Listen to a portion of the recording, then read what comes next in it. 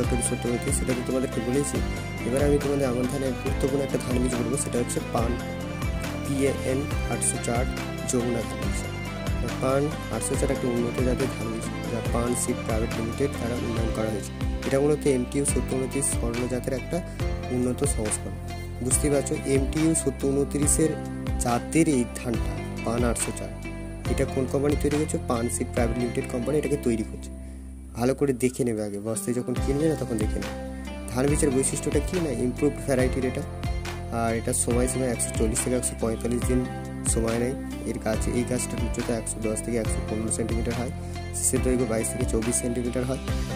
চালের ধরন মাঝারি চিকন চাল, রোগ প্রতিরোধ ক্ষমতা এরও বেশি। এই চাষগুলো পূর্ব বর্ধমান জেলায় প্রচুর পরিমাণ হয়। পূর্ব বর্ধমান জেলায় ওই জন্যই পূর্ব বর্ধমান জেলাকে ধানের ভাণ্ডার বলা হয়। তোমরা জেনে থাকবে। বিশেষ বৈশিষ্ট্য কি, গাছটা সহজে হেলে পড়ে, লবণাক্ত সহ্য ক্ষমতা রয়েছে। বীজের প্যাকেটের গুণমানে কীভাবে তোমরা জানো? প্যাকেটের ওজন সাধারণত 6 কেজি থেকে 10 কেজি হয়। বাজারে তোমরা কিনতে গেলে এটাই পাবে। অবরোধ ক্ষমতা 80% বেশি হয়। শারীরিক বিশুদ্ধতা 98% হয়। জেনেটিক 58%। চাষের পরামর্শ কী দেবো? যে বপনের সময়সীমা এটা জুন জুলাই চাষ হয়, যেহেতু এটা আমন ধান। বীজের পরিমাণ প্রতি বিঘায় 8 থেকে 10 কেজি তোমাদেরকে কিনতে হবে। সাধারণত 8 কেজি কিনলেই হয়েছে।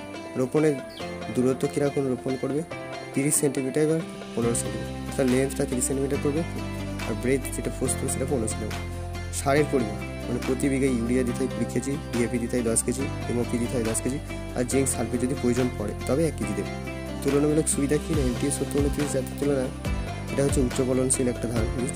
রোগ প্রতিরোধ ক্ষমতা বেশি, চাল মাঝারি চিকন, বাজারের চাহিদা খুব বেশি, কাজ সহজে হেল্প করে না।